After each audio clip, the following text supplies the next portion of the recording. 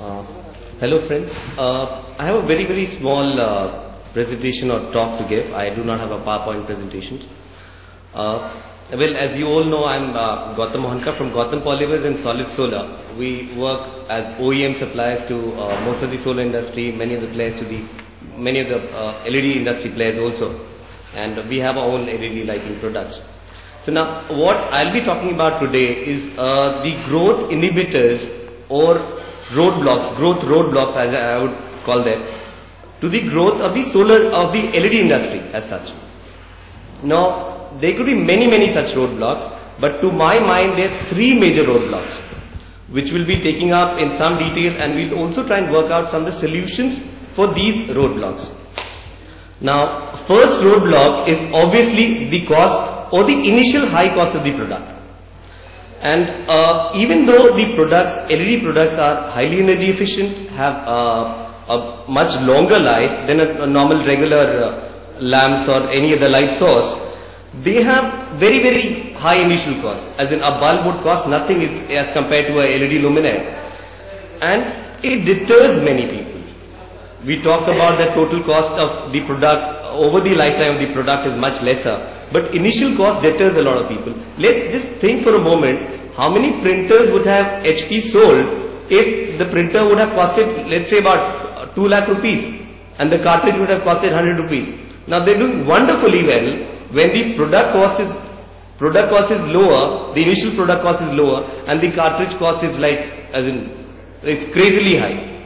So we have this problem. We have to counter this roadblock in a very good way if we have to grow this industry, because we will tell our customers about total cost of ownership and everything, but they'll say, yeah, I cannot invest this much at this moment, at this point of time. Let's see it in next financial year or next year or anything. Now the second major roadblock is the customer trust on the product. We tell him about 50,000 to 1 lakh hours lifetime, but has he actually experienced this 50,000 hours or 1 lakh hours? I don't think many of the customer or any of the customer has experienced this as of now. So how can he trust that when we're saying it's 50,000 or 1 lakh hours lifetime, then he should shell out so much of money for this product which to him might or might not last the full lifetime, as we say. So what they have, and to top it all, there have been cases of LEDs fading or fusing discoloration in its place. Whatever he's bought, whatever small items he had bought, there have been cases of the product failures in the market. Now these have been on account of cheap components and not using the right process and not using the right methodology. But what is the impression the customer has? That LED products might not work. You're saying it works, but it might not work, and my whole investment will go down the drain. And also, we should understand that LEDs are a new source, are a new technology, new device to many of the players, and not all the manufacturers are ready to take on the challenges. Many of us are getting ready, many of us are already ready, but many of us are just starting out. So are we actually ready to face the challenges? As in, there are so many components to it which has to be integrated well. So essentially the question that we have here is how to make a reliable product, and more than that, how to convince a customer that a product is actually reliable and will last the lifetime. So as in, there are 2 points. One is the reliability, and the second part is convincing the customer about the reliability of the product. Third roadblock that we have is a faulty product design. Currently, what we are trying to do in the industry is trying to replace the CFLs on a one-to-one basis. What I mean is, right now what we're doing is we're taking a CFL luminaire, let's say, we're just pulling out the CFL and putting in the LEDs in its place. And we're saying that, okay, the LED's light is more energy efficient, therefore you get energy savings and therefore you should buy it. But does it actually work like that? Is it one-to-one replacement of CFL? It is not actually, because we must understand, first of all, that CFLs, does it actually fulfill all our lighting requirements? Is CFL actually suited for all our requirements that we are trying to replace it on one-to-one basis? And second, that CFLs are basically a wider angle source of light, and LEDs are narrowly focused light source. So we have to take the LEDs accordingly. We cannot just say that we will pull out the CFL, plug in the LEDs, plug in the circuitry, and it should work. It does not work like that. Another problem in LEDs today is that we all know in the LED lighting industry that LEDs can be uncomfortable and even harmful to our eyes. And still we have products which are not taking care of this thing. As in luminaires, we are able to see the LEDs directly, which can be really uncomfortable to the eyes. In some of the cases, we have had in solar industry, we're using LEDs quite a lot because it works out to be the total cost of ownership. Actually, initial cost also comes out to be lower as compared to CFL when we use LEDs. So what is happening is, in the industry, people have provided these LED lamps to many of the places in rural areas, but the users have actually come back and told that we do not like the product. We get nauseatic or we get headache and it is uncomfortable to the eye. My eye starts watering, I cannot read with the product. So we actually have that challenge, as in we are not taking care of this thing. So what I have talked are three major roadblocks. I have talked about the high initial cost of the product, the low trust on the product that a customer has because he does not know that the product would last the lifetime or not, and the faulty product design. This is my third point. Now the good news is that most of the problems the three problems have been created by us in the industry. So the solution also lies with us. If we are the problem creators, we can also have the solution with us. I'll just try and come up with some possible solution. There could be numerous other solutions to these problems. Starting with the high initial cost. Here we should obviously try to show the customer about the total cost of ownership of the product over the product lifetime. We should talk about energy efficiency and long life of the product. But again, he'll come back and say that, oh, this is all okay, but I cannot be investing so much amount this year. I need to convince my management and I need to talk to the board level and all that. So, and how do we counter this thing? Let's say we ask somebody to invest, a company to invest 2 crores into a LED efficiency project. That he puts in the LEDs, replaces all the CFLs or the halogens with the LEDs and invest about 2 crore rupees into energy efficiency project wherein he'll save on power bills. But still it'll have to go through many rounds of internal meeting. It'll even go to the board for approval, which they might shoot it down that, okay, we want to do this thing. It's a good thing, but we do not have money for this thing this year. We'll be investing in HR, we'll be investing in a couple of other things. So it becomes difficult. But let's say a company was already investing 100 crores into a campus. It was putting up a campus, it was putting up a factory. And we say, instead of investing rupees 100 crore, why don't we invest 102 crore and save usually on power bills? Now an incremental cost of, let's say, 2% or 5% or whatever would be much more easier to sail through in the board meetings and the internal intra-departmental meetings than trying to invest as a retrofit project. So here we can, if we start pitching in the product right at the consumption level itself, we have a much better chance of pushing the LED luminaires and the energy efficiency projects in a big way. The other ways could be obviously to, as in work with banks, financial institutions, government bodies, and as in try and fund this initial investment. But that will be more difficult, I'll say. And we can also help the companies monetize the carbon credits earned from these projects.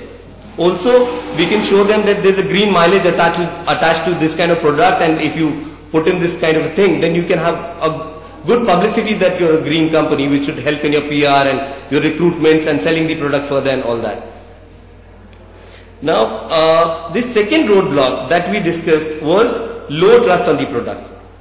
LEDs are generally more reliable than other light sources, but the components have to be really good. We cannot be using cheap components just to lower the product cost and say that the LEDs will still be reliable. We have to use A1 grade components all the time, and we have to integrate it really well. We have to come out with products that does not fade, that does not discolor, or does not fuse over time. So if we come out with those kind of products, then we gain customer trust. Then again, now what we can also do is we can obviously provide warranties against not only total product failures, but also against lowering of the lux level in a short span of time. Let's say if in a 2 years time the LED luminaire lux level drops down by a certain percent, more than a certain percentage, then we'll provide replacement or we'll reimburse the cost or do whatever. Proper product labeling and certifications from independent agencies should obviously help. Another thing that we can do in the industry is have a reverse database wherein these customers can put in their comments about their experience with a particular company or with a particular product. The new customers can tap into that database to see if a product supplier is actually a reliable supplier or not, or he is just given a very, very bad product, or he is not serviced the product well. So if that kind of a database can be created in the industry, there could be some misuse of this database also, but we can work out the ways to stop that. And if we have this database, the customer's trust on the particular product category would go up. Because if let's say a customer buys a product and because of faulty product design, because of faulty component, the product does not work, then he would assume that LED as a technology is a bad technology. Because we experience this thing in the solar industry also. Sometimes in the solar industry people gave bad products and the customers would come back and say solar to chalta hi nahi hai. Solar is a bad product, it does not work, it is all in science fiction, the technology is still in 60s. So similar thing we'll be facing here in the LED industry also. That people will come back and say that LED does not work. So if you have a database which segregates the good supplier based on customers' comments and based on customers' complaints, it segregates the good suppliers from the bad suppliers. We can say LED as a technology works, but only if you work with a good supplier and not with anybody and everybody. Now making the product modular so as to have easy part replacement in the product at the component level or at the product level itself should again help us in servicing the customer faster in case of any problems in the product. Now the third roadblock was faulty product design, in which we are generally trying to replace the CFL on a one-to-one basis with the LEDs. Now let's think for a moment what would have happened if the mobile industry would have thought in similar lines and sought to replace the landlines just on a one-to-one basis. We would not have seen any SMS, there would have been no SMS, no recorders, no calendars, no mobile phone cameras, no Blackberries, no music on the go. As in this is all created by the mobile phone industry. The phones did not have them earlier. So what mobile phone industry did was they tapped into the customer's requirement and provided that in a package and gave it to the customer. And this is one of the reasons why mobile phone industry is on fire. As in, now the size has grown so much, they say that in urban areas in India, the tele density is more than 100%. People have more than 2 mobile phones and they're trying to push it to about 150 now. So if we do that kind of a thing, that we try to take advantages of the LEDs instead of just trying to replace on a one-to-one basis. So what do we do is that LEDs have their own specialities, like they are small form factor, they are narrow angle beams. So maybe one of the solutions could be we could work on more task focused lights. Right now in our homes, we have more general lights, we use more of general lights rather than task focused lights. So what is happening is we just go to our home, switch on a 40 watt tube light and it wastes about 40 watt is the actual tube consumption, factoring in all the efficiency and everything, it might work out to 45 to 60 watts. So we're wasting that amount of energy for reading a newspaper or for having a dinner. Is it actually required? If we have more task focused, energy efficient task focused light, that can happen through LEDs. So we'd have, let's say, a light that can just switch on, we can just switch it on and we can use it for specific applications. I see a future in which the LED lights shall enable more task focused lights rather than general lights. So we'd have one light, we'll switch it on and it will beam light directly on the newspaper wherever we need the newspaper. If another light would beam it on the cooking stove, another light would beam it on the door keyhole. So we would have most of our requirement of our daily requirement would be met through these task focused lights and not through general lights. We still have general lights, but this would be used on an occasional or lesser basis as compared to what we are using now. So we would have less than 5 watt light of each luminaire would be sufficient to take care of our daily needs. So the energy efficiency is so much now. Instead of using a 45 watt fixture or a 50 watt fixture, we're using less than 5 watt. So 10 times is the energy efficiency now. So this way we could reduce the energy consumption like crazy. Another important thing we need to do is obviously to make the LED, we need to make sure that the LEDs are not directly visible to the eye. If we take care of this thing, then again, as in a lot of people want to buy LEDs, but they say the LEDs hurt the eye. So if we take care of this problem, we would have a lot of customers coming in and walking in and buying the product.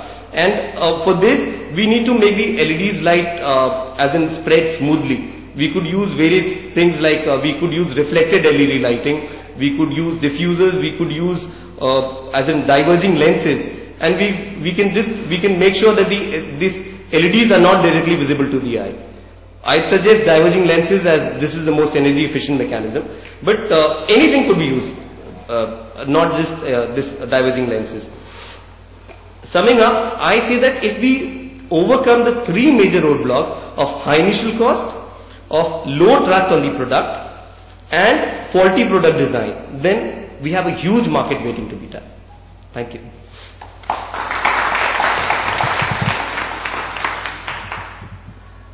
think the floor is open for questions. Thank you, Gautam, for excellent summarization of the kind of problems. I think the prioritization is very good.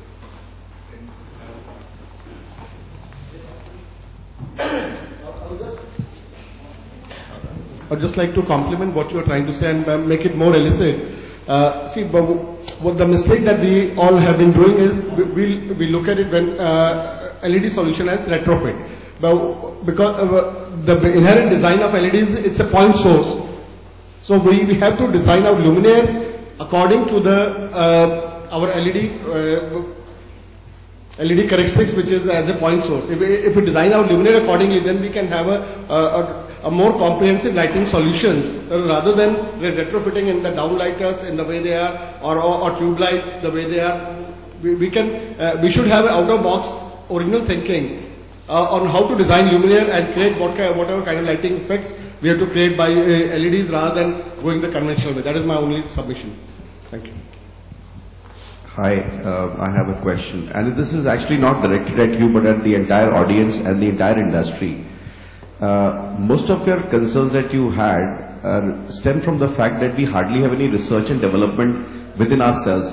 What we try to do is pursue the technology from the backside.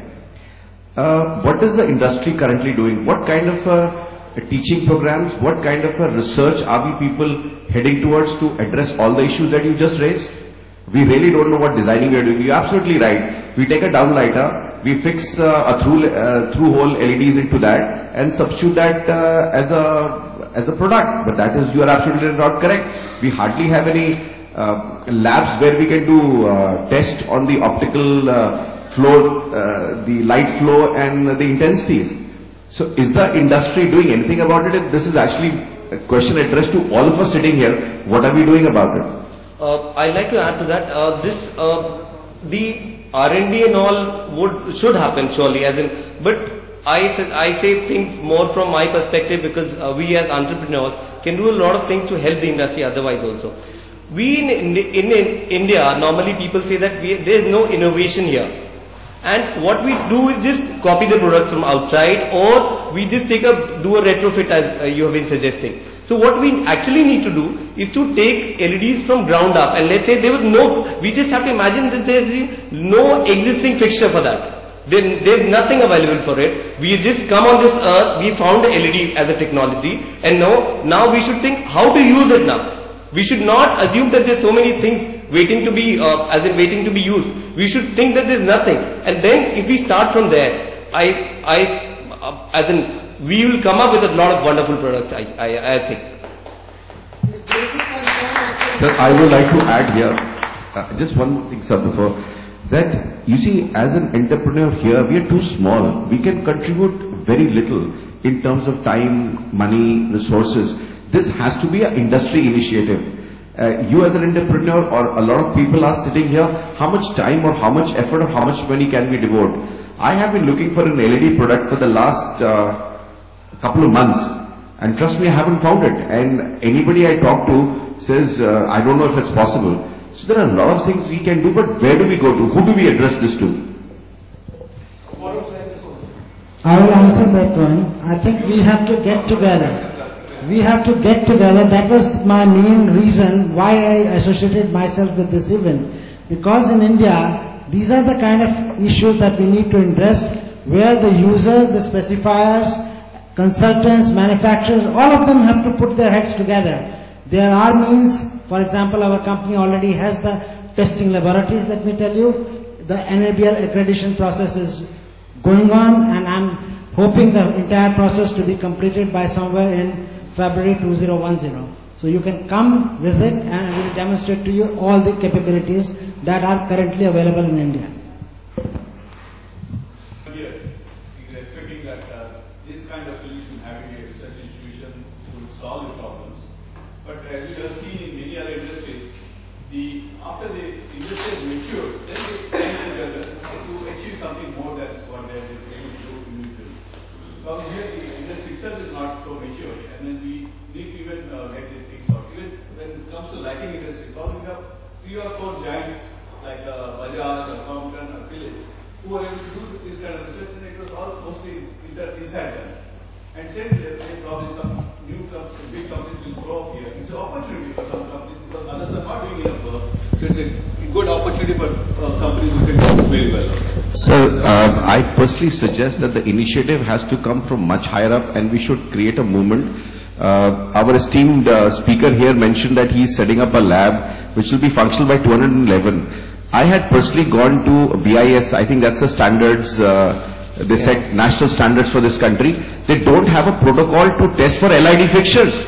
We are talking about a huge country like India, don't have standards. I mean, where are we heading? What standards are we following? BIS is trying to work on that. BIS is working already on that, and they're trying to set standards on that. But their problem, but I'll tell you, their problem is, I've spoken to Mr. Mathur a couple of times on this, and their problem is that the LED as a technology is still evolving. So I'll differ with you on that. It is evolving. As I said, the applications are changing, but in terms of the deliveries, overseas they are doing it. If we are not doing it as an industry, I think it's we who are lacking. We have to put our heads together as to what is it that Indian industry is lacking and how to address that issue. I find currently government is quite responsive, let me tell you that. Only thing is, as an industry, we are not putting all our resources together. Absolutely right, I agree with him. You see, we as humans are evolving. Does that mean we stop researching? We stop taking out patents? No, Every day we have a new drug coming up. I am not against evolution of a product, and I'm not against setting a standard. What I'm trying to say is that if we expect only them to function and deliver us the goods, it will not happen anytime soon. No. Let's be realistic on this thing. Let's be realistic on this thing. If we expect that they will do something for us, it is not going to happen.